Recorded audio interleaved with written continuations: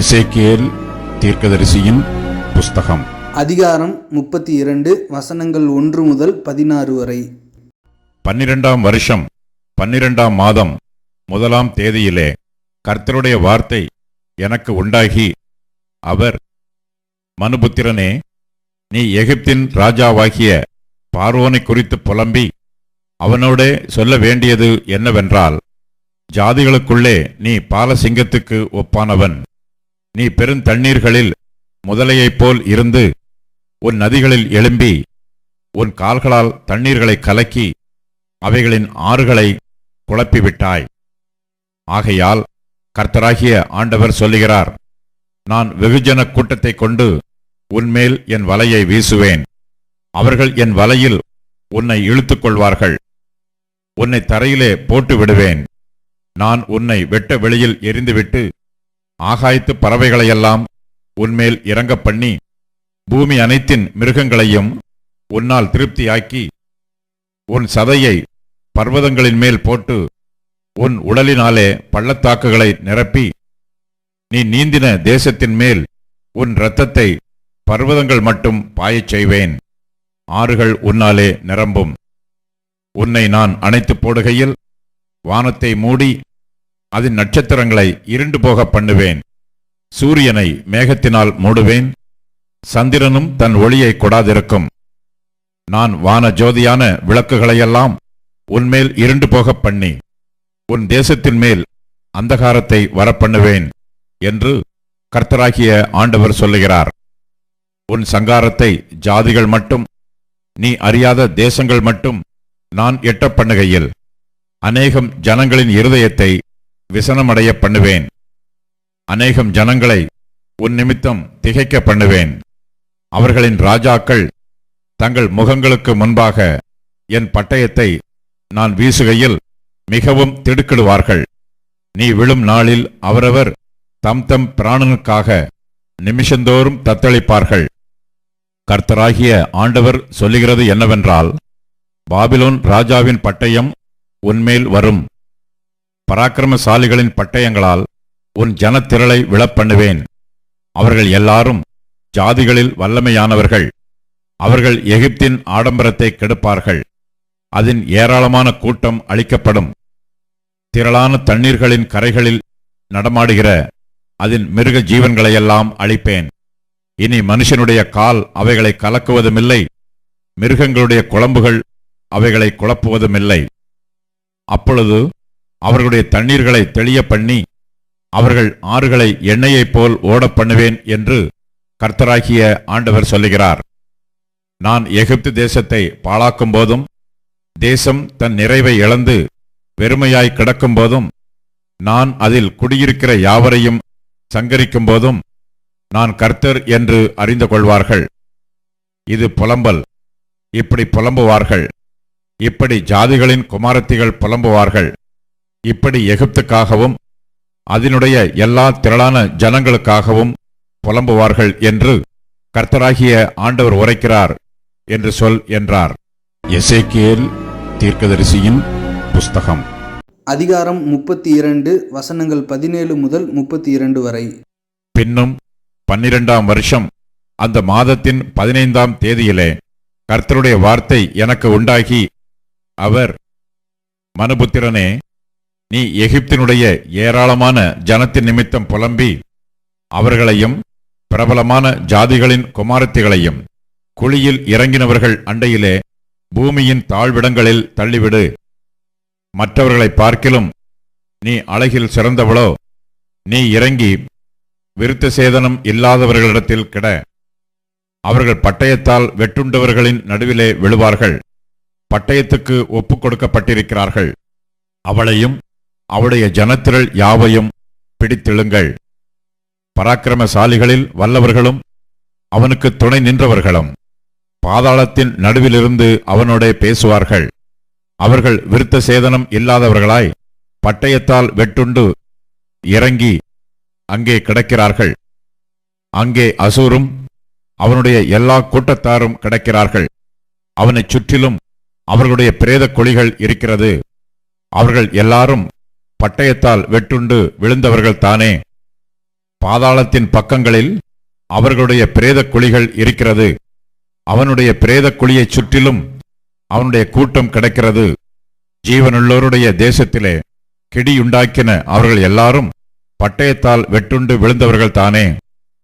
அங்கே ஏலாமும் அவனுடைய பிரேத குழியை சுற்றிலும் அவனுடைய எல்லா ஏராளமான ஜனமும் கிடக்கிறார்கள். அவர்கள் எல்லாரும் பட்டயத்தால் வெட்டுண்டு விழுந்து விருத்த சேதனம் இல்லாதவர்களாய் பூமியின் தாழ்விடங்களில் இறங்கினார்கள். ஜீவனுள்ளோருடைய தேசத்திலே கெடியுண்டாக்கின அவர்கள் குழியில் இறங்கினவர்களோட கூட தங்கள் அவமானத்தை சுமக்கிறார்கள். வெட்டுண்டவர்களின் நடுவே அவனை அவனுடைய எல்லா ஏராளமான ஜனத்துக்குள்ளும் கடத்தினார்கள். அவனைச் சுற்றிலும் அவர்களுடைய பிரேத குழிகள் இருக்கிறது. அவர்கள் எல்லாரும் பட்டயத்தால் வெட்டுண்ட விருத்த சேதனமில்லாதவர்கள். ஜீவனுள்ளோருடைய தேசத்திலே அவர்கள் கெடியுண்டாக்கினவர்களாயிருந்தும் அவர்கள் குழியில் இறங்கினவர்களோட கூட தங்கள் அவமானத்தை சுமக்கிறார்கள். அவன் வெட்டுண்டவர்களின் நடுவே வைக்கப்பட்டிருக்கிறான். அங்கே மேசேக்கும் தூபாலும் அவர்களுடைய ஏராளமான ஜனங்களும் கிடைக்கிறார்கள். அவர்களை சுற்றிலும் அவர்களுடைய பிரேத குழிகள் இருக்கிறது. அவனுடைய ஜீவனுள்ளோருடைய தேசத்திலே கெடியுண்டாக்கினவர்களாயிருந்தும் அவர்கள் எல்லாரும் விருத்த சேதனம் இல்லாதவர்கள், பட்டயத்தால் வெட்டுண்டு விழுவார்கள். ஜீவனுள்ளோருடைய தேசத்திலே பராக்கிரமசாலிகளுக்கு கெடி உண்டாக்குகிறவர்களாயிருந்தும் அவர்கள் விருத்த சேதனம் இல்லாதவர்களாய் விழுந்து தங்கள் யுத்த ஆயுதங்களோடு பாதாளத்தில் இறங்கின பராக்கிரமசாலிகளோட இவர்கள் கிடப்பதில்லை. அவர்கள் தங்கள் பட்டயங்களை தங்கள் தலைகளின் கீழ் வைத்தார்கள். ஆனாலும் அவர்களுடைய அக்கிரமம் தங்கள் எலும்புகளின் மேல் இருக்கும். நீயும் விருத்த சேதனம் இல்லாதவர்களின் நடுவே நொறுங்குண்டு பட்டயத்தால் வெட்டுண்டவர்களோட கிடப்பாய். அங்கே ஏதோமும் அதன் ராஜாக்களும் அதன் எல்லா பிரபுக்களும் கிடக்கிறார்கள். பட்டயத்தால் வெட்டுண்டவர்களிடத்தில் இவர்கள் தங்கள் வல்லமையோடும் கூட கடத்தப்பட்டார்கள். இவர்கள் விருத்த சேதனம் இல்லாதவர்களிடத்திலும் குழியில் இறங்குகிறவர்களிடத்திலும் கிடைக்கிறார்கள். அங்கே வடதிசை அதிபதிகள் அனைவரும் எல்லா சீதோனியரும் கிடைக்கிறார்கள். இவர்கள் கெடியுண்டாக்கிறவர்களாயிருந்தாலும் தங்கள் பராக்கிரமத்தை குறித்து வெட்கப்பட்டு வெட்டுண்டவர்களிடத்தில் இறங்கி பட்டயத்தால் வெட்டுண்டவர்களோட விருத்த சேதனம் இல்லாதவர்களாய் கடந்து குழியில் இறங்கினவர்களிடத்தில் தங்கள் அவமானத்தை சுமந்து கொண்டிருக்கிறார்கள். பார்வோன் அவர்களை பார்த்து தன் ஏராளமான ஜனத்தின் பேரிலும் ஆறுதல் அடைவான். பட்டயத்தால் வெட்டுண்டார்கள் என்று பார்வோனும் அவனுடைய சர்வ சேனையும் ஆறுதல் அடைவார்கள் என்று கர்த்தராகிய ஆண்டவர் சொல்லுகிறார். என்னை பற்றிய கெடியை ஜீவனுள்ளோர் தேசத்தில் உண்டு பண்ணுகிறேன். பார்வோனும் அவனுடைய ஏராளமான ஜனமும் பட்டயத்தால் வெட்டுண்டவர்களிடத்தில் விருத்த சேதனம் இல்லாதவர்களின் நடுவே கடத்தப்படுவார்கள் என்கிறதை கர்த்தராகிய ஆண்டவர் உரைக்கிறார் என்று சொல் என்றார். எசேக்கியேல் தீர்க்கதரிசியின் புஸ்தகம் அதிகாரம் 33 வசனங்கள் 1 முதல் 20 வரை. கர்த்தருடைய வார்த்தை எனக்கு உண்டாகி அவர், மனுபுத்திரனே, நீ உன் ஜனத்தின் புத்திரரோட பேசி அவர்களோட சொல்ல வேண்டியதாவது, நான் தேசத்தின் மேல் பட்டயத்தை வரப்பண்ணுகையில் தேசத்தின் ஜனம் தங்கள் எல்லைகளிலுள்ள ஒருவனை அழைத்து அவனை தங்களுக்கு காவற்காரனாக வைத்த பின்பு இவன் தேசத்தின் மேல் பட்டயம் வருவதைக் கண்டு எக்காலம் ஊதி ஜனத்தை எச்சரிக்கும்போது எக்காலத்தின் சத்தத்தை கேட்கிறவன் அதை கேட்டும் எச்சரிக்கையாயிராமல் பட்டயம் வந்து அவனை வாரிக்கொள்ளுகிறது உண்டானால் அவனுடைய இரத்தப்பழி அவன் தலையின் மேல் சுமரும். அவன் எக்காலத்தின் சத்தத்தை கேட்டும் எச்சரிக்கையாய் இருக்கவில்லை. அவனுடைய இரத்தப்பழி அவன் பேரிலே சுமரும். எச்சரிக்கையாய் இருக்கிறவனோ தன் ஜீவனை தப்புவித்துக் கொள்ளுவான். காவற்காரன் பட்டயம் வருவதைக் கண்டும் அவன் எக்காலம் ஊதாமலும் ஜனங்கள் எச்சரிக்கப்படாமலும் பட்டயம் வந்து அவர்களில் யாதொருவனை வாரிக்கொள்ளுகிறது உண்டானால் அவன் தன் அக்கிரமத்திலே வாரிக்கொள்ளப்பட்டான். ஆனாலும் அவன் இரத்தப்பழியை காவற்காரன் கையிலே கேட்பேன். மனுபுத்திரனே, நான் உன்னை இஸ்ரவேல் வம்சத்தாருக்கு காவற்காரனாக வைத்தேன். ஆகையால் நீ என் வாயினாலே வார்த்தையை கேட்டு என் நாமத்தினாலே அவர்களை எச்சரிப்பாயாக. நான் துன்மார்க்கனை நோக்கி, துன்மார்க்கனே, நீ சாகவே சாவாய் என்று சொல்லுகையில், நீ துன்மார்க்கனை தன் துன்மார்க்கத்தில் இராதபடி எச்சரிக்கத்தக்கதாக அதை அவனுக்குச் சொல்லாமற் போனால், அந்த துன்மார்க்கன் தன் அக்கிரமத்திலே சாவான். ஆனாலும் அவன் இரத்தப்பழியை உன் கையிலே கேட்பேன். துன்மார்க்கன் தன் வழியை விட்டு திரும்பும்படி நீ அவனை எச்சரித்தும், அவன் தன் வழியை விட்டு திரும்பாமற் போனால் அவன் தன் அக்கிரமத்திலே சாவான். நீயோ உன் ஆத்துமாவை தப்புவிப்பாய். மனுபுத்திரனே, நீ இஸ்ரவேல் வம்சத்தாரை நோக்கி, எங்கள் துரோகங்களும் எங்கள் பாவங்களும் எங்கள் மேல் இருக்கிறது, நாங்கள் சோர்ந்து போகிறோம், நாங்கள் பிழைப்பது எப்படி என்று நீங்கள் சொல்லுகிறீர்கள். கர்த்தராகிய ஆண்டவர் உரைக்கிறது என்னவென்றால், நான் துன்மார்க்கனுடைய மரணத்தை விரும்பாமல் துன்மார்க்கன் தன் வழியை விட்டு திரும்பி பிழைப்பதையே விரும்புகிறேன் என்று என் ஜீவனைக் கொண்டு சொல்லுகிறேன். இஸ்ரவேல் வம்சத்தாரே, உங்கள் பொல்லாத வழிகளை விட்டு திரும்புங்கள், திரும்புங்கள், நீங்கள் ஏன் சாக வேண்டும் என்கிறார் என்று அவர்களுடைய சொல்லு. மனுபுத்திரனே, நீ உன் ஜனத்தின் புத்திரரை நோக்கி, நீதிமான் துரோகம் பண்ணுகிற நாளிலே அவனுடைய நீதி அவனை தப்புவிப்பதில்லை. துன்மார்க்கன் தன் துன்மார்க்கத்தை விட்டு திரும்புகிற நாளிலே அவன் தன் அக்கிரமத்தினால் விழுந்து போவதுமில்லை. நீதிமான் பாவம் செய்கிற நாளிலே தன் நீதியினால் பிழைப்பதுமில்லை. பிழைக்கவே பிழைப்பாய் என்று நான் நீதிமானுக்குச் சொல்லும்போது, அவன் தன் நீதியை நம்பி அநியாயம் செய்தால் அவனுடைய நீதியில் ஒன்றும் நினைக்கப்படுவதில்லை. அவன் செய்த தன் அநியாயத்திலே சாவான். பின்னும் சாகவே சாவாய் என்று நான் துன்மார்க்கனுக்குச் சொல்லும்போது, அவன் தன் பாவத்தை விட்டு திரும்பி நியாயமும் நீதியும் செய்து, துன்மார்க்கன் தான் வாங்கின அடைமானத்தையும் தான் கொள்ளையிட்ட பொருளையும் திரும்ப கொடுத்துவிட்டு அநியாயம் செய்யாதபடி ஜீவ பிரமாணங்களில் நடந்தால் அவன் சாகாமல் பிழைக்கவே பிழைப்பான். அவன் செய்த அவனுடைய எல்லா பாவங்களும் அவனுக்கு விரோதமாக நினைக்கப்படுவதில்லை. அவன் நியாயமும் நீதியும் செய்தான், பிழைக்கவே பிழைப்பான் என்று சொல்லு. உன் ஜனத்தின் புத்திரரோ ஆண்டவருடைய வழி செம்மையானதல்ல என்கிறார்கள். அவர்களுடைய வழியே செம்மையானதல்ல. நீதிமான் தன் நீதியை விட்டு திரும்பி அநியாயம் செய்தால் அவன் அதனால் சாவான்.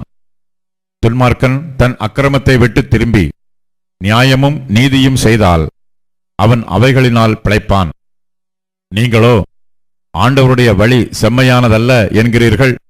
இஸ்ரவேல் வீட்டாரே, நான் உங்களில் ஒவ்வொருவனையும் அவனவன் வழிகளின்படியே நியாயம் தீர்ப்பேன் என்று சொல் என்றார். எசேக்கியேல் தீர்க்கதரிசியின் புஸ்தகம். அதிகாரம் 40 வசனங்கள் 1 முதல் 27 வரை.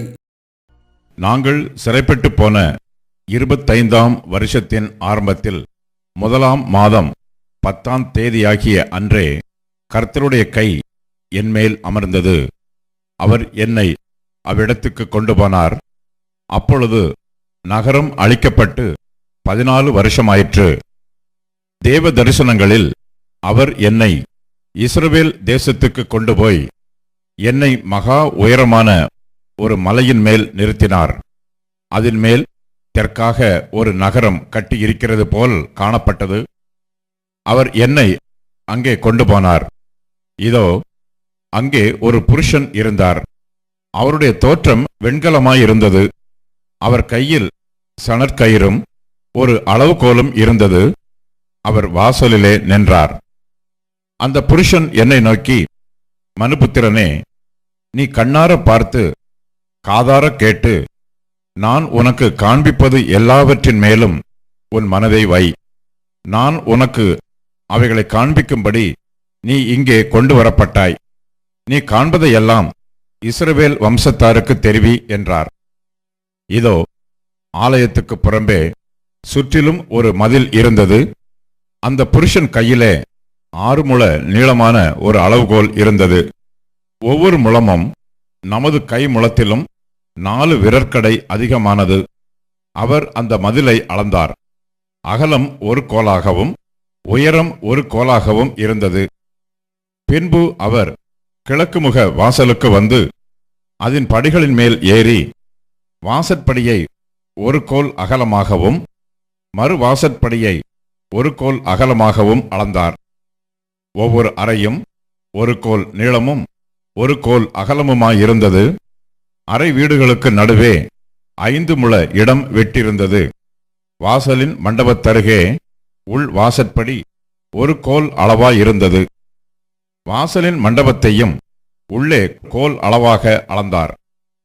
பின்பு வாசலின் மண்டபத்தை 8 முழமாகவும் அதன் தூண் ஆதாரங்களை 2 முழமாகவும் அளந்தார். வாசலின் மண்டபம் உட்புறத்தில் இருந்தது.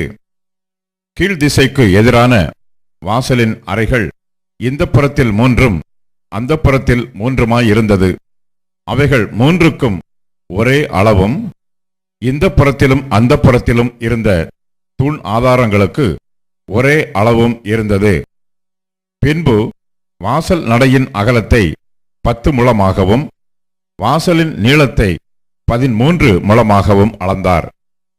அறைகளுக்கு முன்னே இந்த புறத்தில் 1 முழ இடமும் அந்த புறத்தில் 1 முழ இடமும் இருந்தது.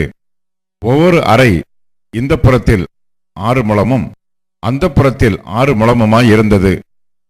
பின்பு வாசலில் இருந்த அறையின் மெத்தை நின்று மற்ற அறையின் மெத்தை மட்டும் 25 முழமாக அளந்தார். கதவுக்கு கதவு நேராயிருந்தது. தூண் ஆதாரங்களை 60 முழமாக அளந்தார். இந்த தூண் ஆதாரங்களின் அருகே சுற்றிலும் முன் வாசலின் முற்றம் இருந்தது. பிரவேச வாசலின் முகப்பு துவக்கி உட்புற வாசல் மண்டப முகப்பு மட்டும் 50 முழமாயிருந்தது. வாசலுக்கு உட்புறமாக சுற்றிலுமுள்ள அறைகளுக்கும் அவைகளின் தூண் ஆதாரங்களுக்கும் ஒடுக்கமான ஜன்னல்கள் இருந்தது. மண்டபங்களிலும் அப்படியே இருந்தது. உட்புறமாக சுற்றிலும் அந்த ஜன்னல்களும் தூண் ஆதாரங்களில் சித்திரிக்கப்பட்ட பேரீச்ச மரங்களும் இருந்தது. பின்பு என்னை வெளிப்பிரகாரத்துக்கு அழைத்து கொண்டு போனார். அங்கே அறை வீடுகளும் பிரகாரத்தின் சுற்றிலும் பதித்த தளவரிசையும் இருந்தது. அந்த தளவரிசையின் மேல் 30 அறை வீடுகள் இருந்தது. வாசலுக்கு பக்கத்திலும் வாசல்களின் நீளத்துக்கு எதிரிலும் உள்ள அந்த தளவரிசை தாழ்வான தளவரிசையாயிருந்தது. பின்பு அவர் கீழ் வாசலின் முகப்பு துவக்கி உட்பிரகாரத்துக்கு புறமுகப்பு மட்டுமுள்ள விசாலத்தை அளந்தார். அது கிழக்கும் வடக்கும் 100 முழமாயிருந்தது. வெளிப்பிரகாரத்துக்கு அடுத்த வடதிசைக்கு எதிரான வாசலின் நீளத்தையும் அகலத்தையும் அளந்தார். அதற்கு இப்புறத்தில் 3 அறைகளும் அப்புறத்தில் 3 அறைகளும் இருந்தது. அதன் தூண் ஆதாரங்களும் அதன் மண்டபங்களும் முதல் வாசலின் அளவுக்கு சரியாயிருந்தது. அதன் நீளம் 50 முழமும் அகலம் 25 முழமுமாயிருந்தது. அதன் ஜன்னல்களும் அதன் மண்டபங்களும் அதன் மேல் சித்தரிக்கப்பட்ட பேரீச்ச மரங்களும் கீழ்த்திசைக்கு எதிரான வாசலின் அளவுக்கு சரியாயிருந்தது. அதில் ஏறுகிறதற்கு 7 படிகள் இருந்தது. அதன் மண்டபங்கள் அவைகளுக்கு முன்னாக இருந்தது. வடதிசையிலும் கீழ்த்திசையிலும் உள்ள ஒவ்வொரு வாசலுக்கு எதிராக உட்பிரகாரத்துக்கும் வாசல்கள் இருந்தது. ஒரு வாசல் துவக்கி மற்ற வாசல் மட்டும் 100 முழமாக அளந்தார். பின்பு என்னை தென் திசைக்கு அழைத்து கொண்டு போனார். அங்கே தென் திசைக்கு எதிரான வாசல் இருந்தது. அதன் தூண் ஆதாரங்களையும் அதன் மண்டபங்களையும் அதற்குரிய அளவின்படி அளந்தார். அந்த ஜன்னல்களுக்கு சரியாக அதற்கும் அதன் மண்டபங்களுக்கும் ஜன்னல்கள் சுற்றிலும் இருந்தது. நீளம் 50 முழமும் அகலம் 25 முழமுமாயிருந்தது. அதில் ஏறுகிறதற்கு 7 படிகள் இருந்தது. அதற்கு முன்பாக அதன் மண்டபங்களும் இருந்தது. அதன் தூண் ஆதாரங்களில் சித்தரிக்கப்பட்ட பேரீச்ச மரங்களும் இந்த புறத்தில் ஒன்றும் அந்த புறத்தில் ஒன்றுமாக இருந்தது. உட்பிரகாரத்துக்கும் ஒரு வாசல் தென் திசைக்கு எதிராக இருந்தது. தென் திசையிலுள்ள ஒரு வாசல் துவக்கி மற்ற வாசல் மட்டும் 100 முழமாக அளந்தார்.